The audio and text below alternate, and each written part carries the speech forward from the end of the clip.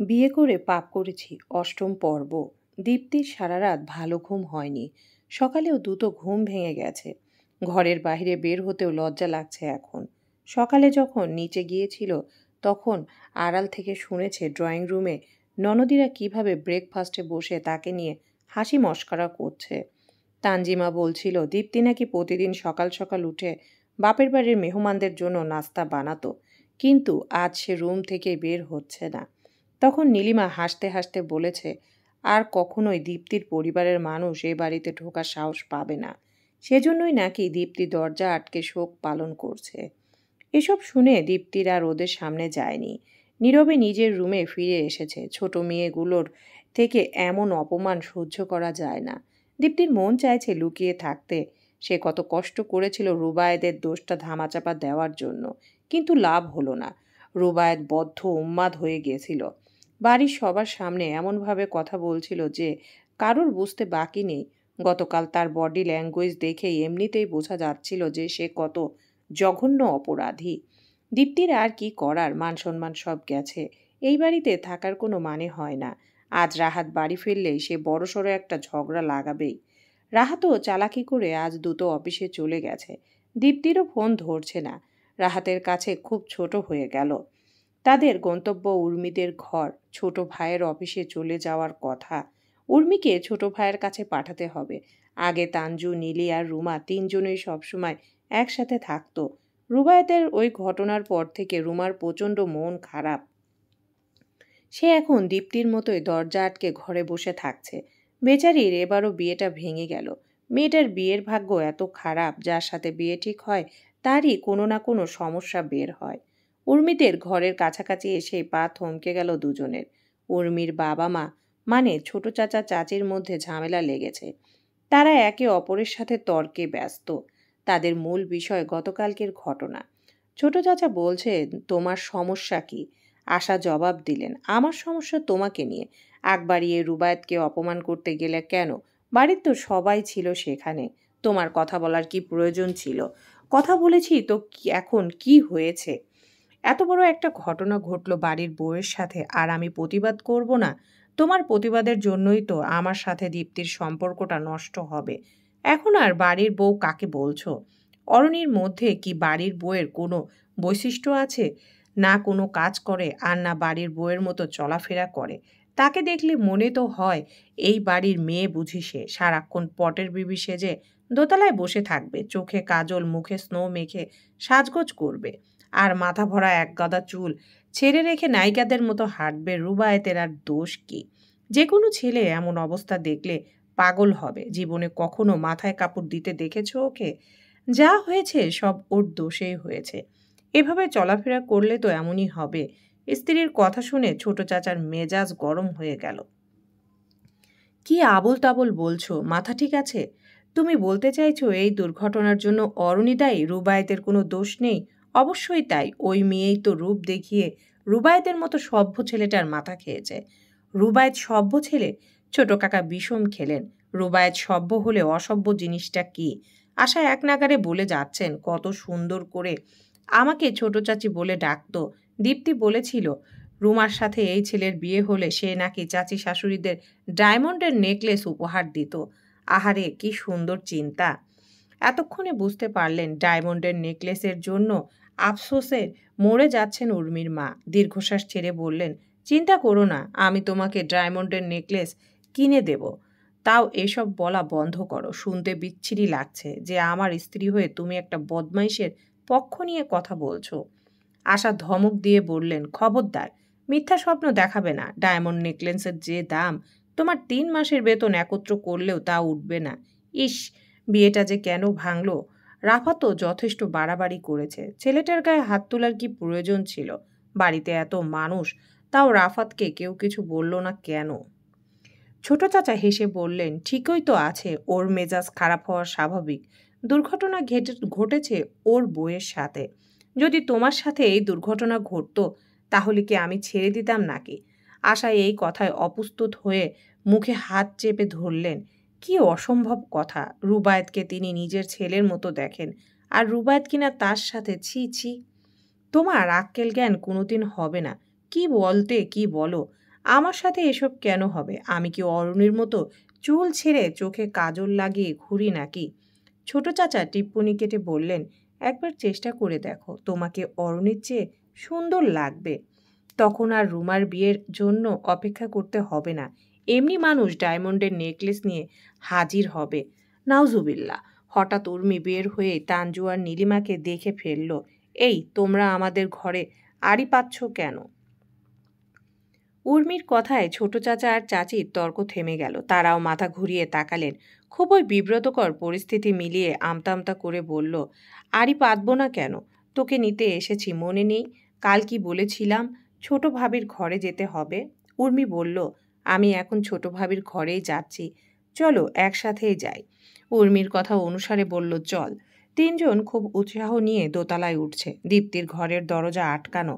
তারা দক্ষিণ পাশে অরণির ঘরের সামনে এলো এবং যথারীতি অবাক হলো, কারণ ঘর তালা দেওয়া। আশ্চর্য, ছোট ভাইয়া আর ভাবি কেউ বাসায় নেই। রাফাত গত রাতেই ভেবেছিল অরণিকে কিছুদিনের বাপের বাড়ি নিয়ে রেখে আসবে, কিন্তু বাড়ির মানুষদের এই কথা জানালে কেউ না কেউ বাধা দিত। তাই রাফাত বুদ্ধি করে কাউকে কিছু না বলেই সকাল সকাল বের হয়ে গেছে অরণিকে নিয়ে। মাত্র 2 ঘন্টার রাস্তা। ব্যক্তিগত গাড়ি দিয়ে যেতে বেশি সময় লাগলো না। অরণিকে বাড়ি পৌঁছে দিয়েই রাফাতকে অফিসে যেতে হবে। অরণি মায়ের সামনে রাফাতের টি শার্ট মুষ্টিবদ্ধ করে ধরেছে। কিছুতেই রাফাতকে যেতে দিবে না সে। রাফাত ইতস্ত করে বলল, দেখুন তো আন্টি, আমার কাজ আছে, অফিসে যেতেই হবে। গত পরশু ছুটি নিয়েছিলাম, কালকেও হাফ ডে নিয়েছি। এত ঘন ঘন কি ছুটি নেওয়া যায়? শারমিন অরণিকে ধমক দিয়ে বললেন, এই সমস্যা কি তোর? একটা চড় মারবো, ছাড় ওকে। শারমিন জবরদস্তি অরণির হাত ছাড়িয়ে দিলেন। অরণির চেহারাটা কেমন ফ্যাকাশে হয়ে গেল। রাফাতের এত মায়া লাগছে, ইচ্ছে করছে সব ছেড়ে ছুড়ে সারাদিন অরণির সামনে বসে থাকতে। কিন্তু চাইলেই তো সব সম্ভব হয় না, কাজও তো করতে হবে। শারমিন বললেন, তুমি নাস্তা করেছো বাবা? জি আন্টি, আমরা বের হয়ে দুজনে রেস্টুরেন্টে নাস্তা করেছিলাম। আচ্ছা, যদি সময় পাও তাহলে রাতে এসো। আসবো আন্টি। তারপর রাফাত অরণির দিকে চেয়ে কোমল গলায় বলল, বাই, চলে যাচ্ছি আমি। অরণি তাকালোই না। অভিমানে তার চেহারা শক্ত। শারমিন রেগে বললেন, এই মেয়ে একটা পাগল। মানুষ কি কাজ না করে সারাদিন তোকে নিয়ে বসে থাকবে? এত সকালেও যে ছেলেটা এত দূর এসেছে তোকে নিয়ে, এটাই তো অনেক। এখন আবার উল্টো পথ ঘুরে অফিস যাবে, কত কষ্ট। আর সে বসে আছে ঢং নিয়ে।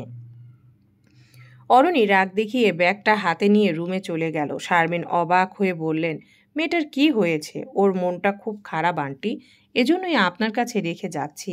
ওকে ধমক টমক দিবেন না, একটু ভালো মতো কথা বলবেন, ওর সাথে গল্প করবেন। শারমিন চিন্তিত কণ্ঠে বললেন, কি হয়েছে বলো তো বাবা?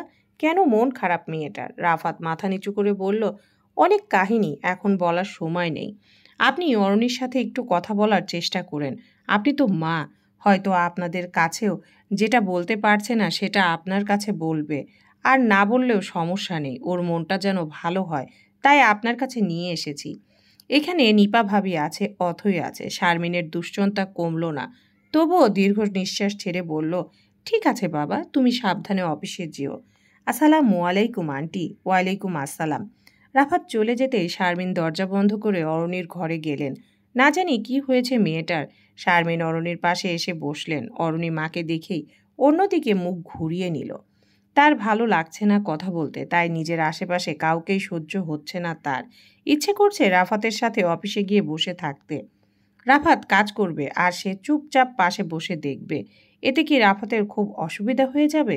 অরণি নিজেই বুঝতে পারছে না কেন এত ছেলে মানুষই ইচ্ছে জাগছে তার মনে। এদিকে শারমিন ভাবছে অন্য কথা। রাফাত বলেছিল অরণির সাথে ভালো ব্যবহার করতে। আজ যে ছেলেটার চেহারা দেখে মনে হলো খুবই চিন্তিত সে। শ্বশুরবাড়িতে গিয়ে খুব ঝামেলা করেছে, খুব বেশি জ্বালাতন করেছে সবাইকে। বাড়িতে অরণি সবাইকে খুব জ্বালাতো, তাই শারমিন ভয় পান। যখন অরণির জন্য বিয়ের প্রস্তাবটা এসেছিল তখনও খুব ভয় পেয়েছিলেন তিনি। তার রকচটা মেয়েটা কি এত বড় পরিবারে গিয়ে নিজেকে মানিয়ে নিতে পারবে সবার সাথে? তবে রাফাতের আগ্রহ দেখে শারমিন রাজি হয়েছেন। ছেলেটা এমন পাগলামি করেছে যে বিয়ে দেওয়া ছাড়া অন্য কোনো উপায় ছিল না।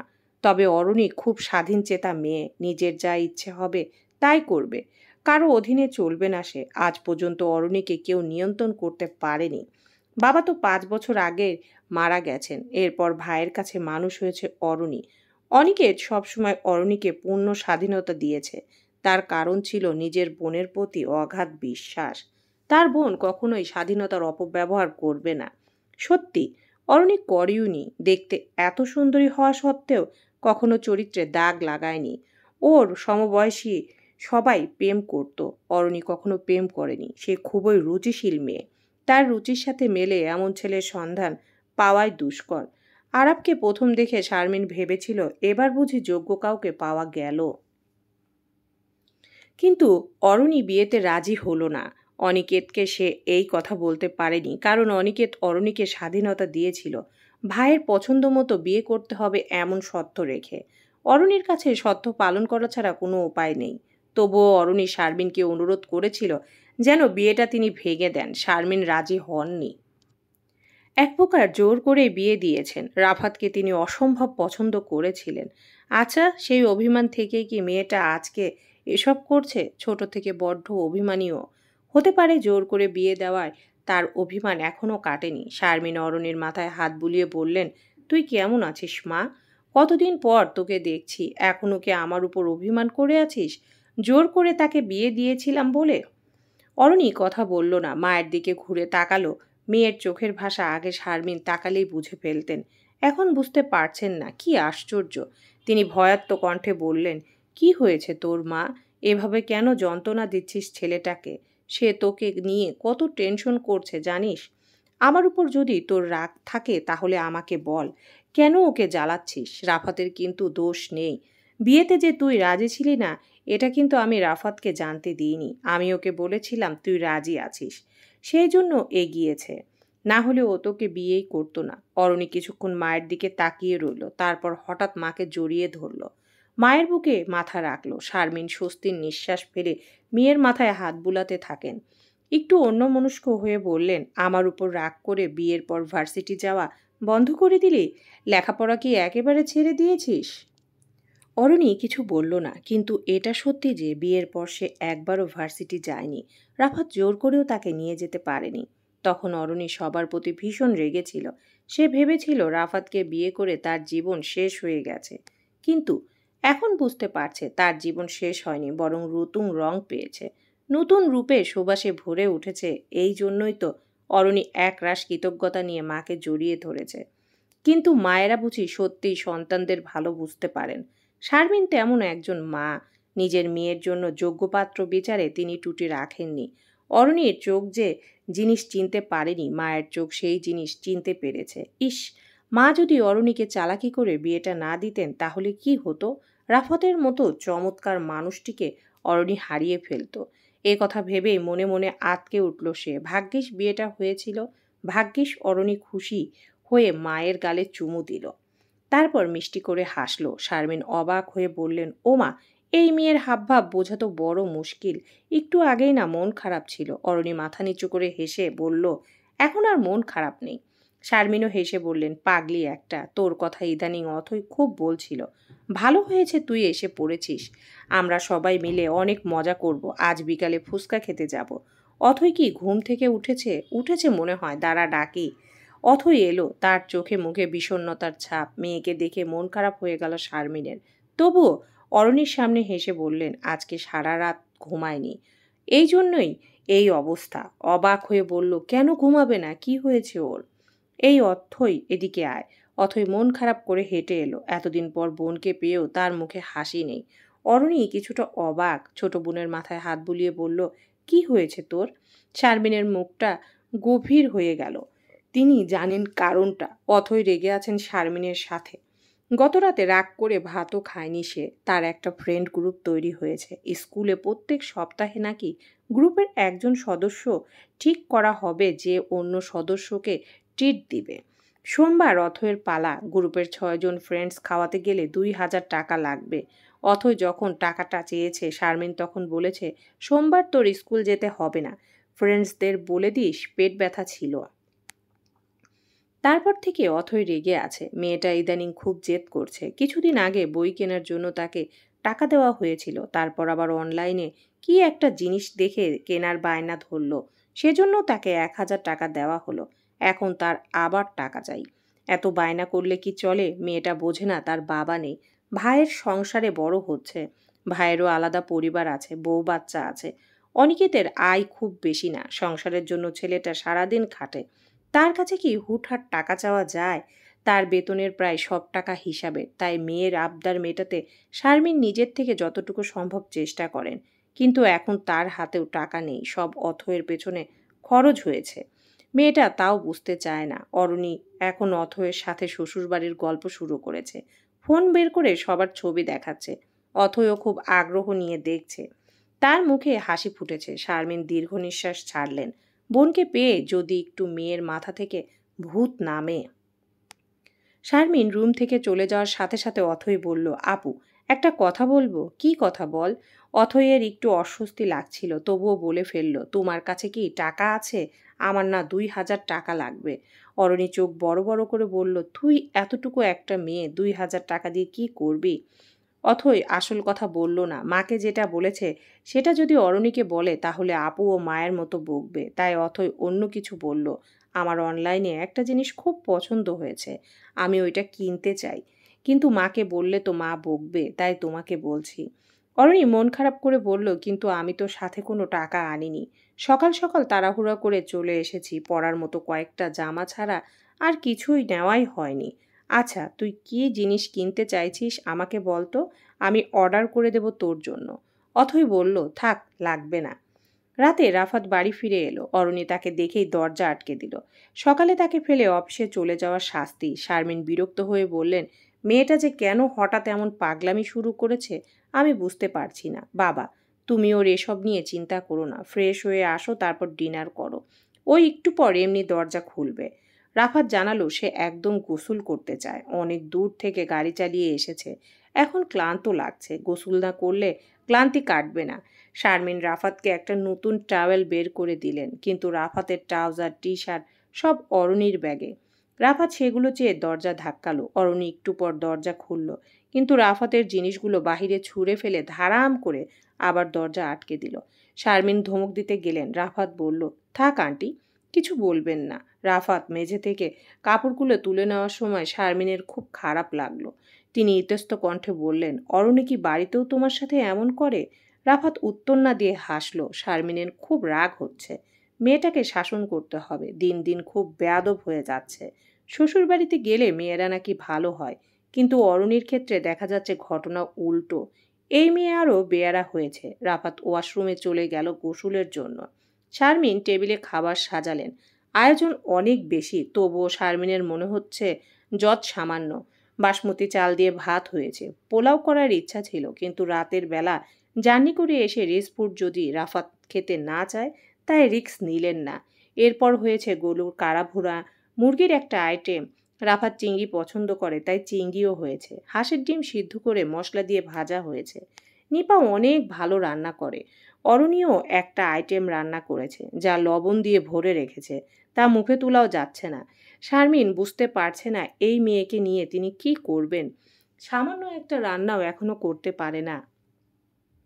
লবণের পরিমাণ কি সে আসলেই বোঝে না, নাকি ইচ্ছে করেই এমন করেছে কে জানে। রাফাত গোসল শেষ করে বের হয়ে ড্রয়িং রুমে যাচ্ছিল, তখন বেডরুম থেকে মা মেয়ের কথোপকথন শোনা গেল। শারমিন অথইকে ধমকাচ্ছে, সে অরুণীর কাছে টাকা চেয়েছিল, তাই ধমক দেওয়ার কারণটা জেনে রাফাতের সামান্য মন খারাপ হলো। বাচ্চা একটা মেয়ে, এই বয়সে বন্ধু বান্ধব নিয়ে মেতে থাকবে, এটাই স্বাভাবিক। সে কি আর ফ্যামিলি ক্রাইসিস বোঝে? ডাইনিং টেবিলে এসে রাফাত অনেক অবাক হলো, কারণ পুরো ডাইনিং টেবিল ফাঁকা। অথচ শারমিন একটু আগে বললেন টেবিলে খাবার দেওয়া হয়েছে। রাফাত যেন বসে পড়ে। তিনি নিশ্চয়ই রাফাতের সাথে ঠাট্টা করবেন না। অতিরিক্ত ক্লান্তির জন্য চোখে ভুল দেখছে। হতে পারে টেবিলে খাবার আছে, কিন্তু সে দেখছে না। তার দেখায় ভুল হচ্ছে। নিপা এসে বলল, তুমি ভিতরে চলে যাও ননদ জামাই। রাফাত একটু হকচকিয়ে গেল। জি ভাবি, কোথায় যাব? নিপা হাসতে হাসতে বলল, অরণির ঘরে যাও, তোমার জন্য তোমার বউ কত কষ্ট করে খাবার আগলে বসে আছে, গিয়ে দেখো। রাফাত পুনরায় অবাক হলো। একটু আগে যে রাগ দেখাচ্ছিল, সে এখন খাবার নিয়ে বসে আছে। ব্যাপারটা অদ্ভুত না? রাফাত ভয়ে ভয়ে রুমের ভেতর ঢুকলো। অরণির চেহারা হাসি খুশি। রাফাতকে দেখে আরো জোরে হাসলো। রাফাতের শীতল অনুভব হচ্ছে। অনেকক্ষণ পর অরণিকে হাসতে দেখে ভালো লাগছে। অরণি ছোট্ট টেবিলে গাদাগাদি করে খাবার সাজিয়েছে। রাফাত যেন বসতে পারে তাই একটা চেয়ার আনা হয়েছে। টেবিলের মাঝখানে মোমবাতিও আছে। রাফাত চেয়ারে বসার পর অরণি লাইট নিভিয়ে দিল, তারপর মোমবাতি জ্বালালো। রাফাত বলল, কি শুরু করলে? অরণি বলল, দেখতে পাচ্ছ না, ক্যান্ডেল লাইট ডিনার। নাও এখন খাওয়া শুরু করো। করব, আগে বলো তুমি কেমন আছো। তুমি খাওয়া শুরু করো, পরে বলছি আমি কেমন আছি। রাফাত সবগুলো আইটেমের দিকে তাকালো। এত কিছু, সে কোনটা ছেড়ে কোনটা খাবে? অরণি নিজে রান্না করা আইটেমটা দেখিয়ে বলল, এটা শুধু আমি রান্না করেছি, আর বাকি সব নিপা ভাবির। রাফাত হেসে আগে প্লেটে নিল অরণির রান্না করা তরকারি। গালে হাত রেখে তাকিয়ে আছে অরণি। রাফাত নিঃশব্দে খাচ্ছে। প্রশ্ন করলো, রান্না কেমন হয়েছে? রাফাত ভুরু কুঁচকে বলল, এত লবণ কেউ দেয়? অরণি হেসে ফেলে বলল, লবণ বেশি হয়েছে তাও তুমি এটাই খাচ্ছ, অন্য কিছু নিচ্ছ না কেন? রাফাত একটু থামলো। আসলেই তো, সে কেন অন্য কিছু নিচ্ছে না? লবণ বেশি হওয়ার পরেও কেন তার এটা খেতেই ভালো লাগছে? উত্তরটা কিছুতেই মাথায় এলো না। রাফাতের খাওয়া শেষ হওয়ার পর অরণি তাকে বারান্দায় নিয়ে এলো। গভীর মুখে বলল, তুমি আমাকে কোনো প্রশ্ন করছো না কেন রাফাত? রাফাত ভুরু কুঁচকে বলল, কি বিষয়ে প্রশ্ন করব? কালকে আমার সাথে কি হয়েছিল, কতটা হয়েছিল, তোমার কি একটুও জানার আগ্রহ নেই? রাফাত ভারী গলায় বলল, এটা কি জানার আগ্রহ হওয়ার মতো বিষয়? জানি না, কিন্তু তোমার তো জানা উচিত। তোমার স্ত্রীকে সম্পূর্ণ ভিন্ন একজন পুরুষ স্পর্শ করেছে। তোমার কি জানা উচিত না সেই স্পর্শের গভীরতা কতটুকু ছিল? অরণি প্লিজ, এই বিষয়ের একটা কথাও না। আমি বলবো। তুমি যদি বলো আমি মন দিয়ে শুনবো, কিন্তু যদি শুধু আমাকে জানানোর জন্য বলতে হয় তাহলে বলার দরকার নেই। অরণি কিছু একটা ভেবে অন্য মনস্ক গলায় বলল, তোমাকে আজ আমি একটা গল্প শোনাতে চাই, শোনাও। গল্পটা একটি বাজে ছেলের। কোনো বাজে ছেলের? বাজে ছেলেটা আমাকে খুব ডিস্টার্ব করতো। কখন ডিস্টার্ব করতো? বিয়ের আগে করতো, এখন আর করে না। তারপর আমি ওর জ্বালাতনে এত বিরক্ত হয়ে গিয়েছিলাম যে এলাকা ছেড়ে চলে যেতে ইচ্ছে হলো।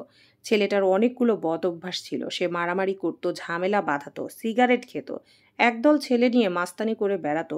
সে ছিল ভার্সিটির লাফাঙ্গাটায় বড় ভাই। ওই রকম একটা ছেলের সাথে কিভাবে যে আমি পড়ে গেলাম, সে আমার পিছনে আঠার মতো লেগে গেল। তার হাত থেকে বাঁচতে আমি কিছুদিনের জন্য লুকিয়ে থাকলাম। ভেবেছিলাম তার চোখের আড়াল হলে সে আমাকে ভুলে যাবে, কিন্তু ঘটনা উল্টো হলো। বাড়ি ফিরে আমি জানতে পারলাম আমার বিয়ে ঠিক হয়েছে সেই বাজে ছেলেটির সাথেই। কিন্তু আমি তো তাকে কিছুতেই বিয়ে করব না। অথচ আমাকে জোর করে তার সঙ্গে বিয়ে দেওয়া হলো। আমার মনে হলো আমার জীবনটা বুঝি এখানেই থেমে গেছে। আর কখনো আমি নিজের মতো বাঁচতে পারবো না। এখন থেকে আমাকে বাঁচতে হবে মৃত মানুষের মতো। ভেবেছিলাম সে অন্য সবার মতো আমার রূপে মুগ্ধ। আমার সৌন্দর্য ভোগ করাই তার একমাত্র উদ্দেশ্য। কিন্তু বিয়ের 40 দিন পর্যন্ত যখন সে আমায় একবারও আমার অনুমতি ছাড়া স্পর্শ করলো না, তখন বুঝলাম ভোগ না, আমি তার কাছে প্রায়োরিটি। যখন বাড়ির প্রত্যেকটি মানুষ আমার বিপক্ষে, আমি তখন ভেবেছিলাম সেও বোধহয় আমাকে পুতুলের মতো নিয়ন্ত্রণ করতে চাইবে। কিন্তু সে আমাকে তার চেয়েও বেশি স্বাধীনতা দিল। এত ভালো করে এর আগে কেউ আমাকে বোঝেনি। নিজেকে খুলে রাখা বইয়ের মতো মনে হলো তার কাছে। সে যেন আমার হৃদয়ের সব কথা জেনে নেওয়ার আশ্চর্য ক্ষমতা নিয়ে জন্মেছে। আমি মুখে বলার আগেই সে আমার সমস্ত প্রয়োজন বুঝে ফেলে। এমনকি কিছু প্রয়োজন আমি নিজেও বুঝতে পারি না, যা সে বোঝে। মাঝে মাঝে মনে হয় আমি কি স্বপ্ন দেখছি? সত্যি কি জীবন এত সুন্দর? জানো রাফাত, কালকে যখন ওই বীভৎস ঘটনাটা আমার সাথে ঘটল, আমি খুব হতাশ হয়ে পড়েছিলাম। আমার মনে হচ্ছিল ওই বাড়িতে থাকলে মরে যাব। আমি যতবার রুম থেকে বের হব, স্টোর রুমের দিকে যাব, ততবারই সেই খারাপ স্মৃতি ভেসে উঠবে। বারবার জঘন্য অনুভূতিগুলো মস্তিষ্কে বিচরণ করতে থাকবে। আমার দুনিয়া অন্ধকার হয়ে যাবে। জীবনটাকে দুঃস্বপ্ন মনে হচ্ছিল, আর এখন মনে হচ্ছে ওই দুর্ঘটনাটাই একমাত্র দুঃস্বপ্ন ছিল। আর এই জীবনটা আমার কাছে সবচেয়ে সুন্দর স্বপ্ন। এই জীবনে তুমি নামক মানুষটা আরও বেশি সুন্দর। বলো না, কেন সব কিছু এত বেশি সুন্দর, কেন এত চমৎকার? কিভাবে বলো না রাফাত, কিভাবে তুমি এত ভালো কেন? তুমি কি ম্যাজিশিয়ান? বলো না, কেন করলে এত কিছু, কিভাবে করলে? অরণি রাফাতের হাত ধরে ঝাঁকাচ্ছিল আর এক নাগাড়ে প্রশ্ন করে যাচ্ছিল। রাফাত হঠাৎ অরণিকে এক টানে কাছে এনে জড়িয়ে ধরে বলল, অরণি, তোমার জন্য। চলবে ইনশাআল্লাহ।